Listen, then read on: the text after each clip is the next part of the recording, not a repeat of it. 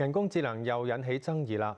德國一本雜誌以人工智能方式做出7屆一級方程式總冠軍米高舒密加嘅所謂獨家專訪。舒密加2013年滑雪重傷之後，一直未有公開露面。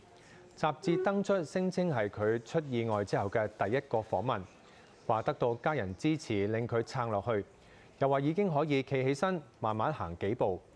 雜誌最後承認，成篇訪問係以 AI 人工智能軟件生成㗎。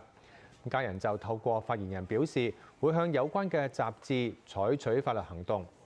雜誌所屬嘅出版社就不作評論。米高舒密加喺2013年喺法國滑雪嘅時候撞石重傷，曾經昏迷，之後喺瑞士接受治療。家人一直未有透露佢嘅情況。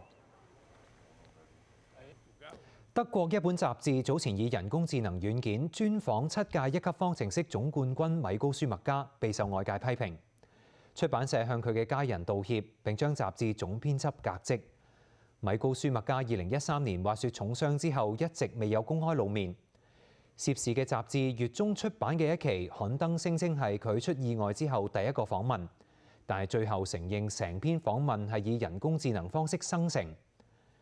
米高舒密加嘅屋企人聲言向雜誌採取法律行動之後，出版社當地星期六道歉，話文章誤導，唔應該出現，亦都唔符合新聞標準，又話已經解僱咗雜誌嘅總編輯。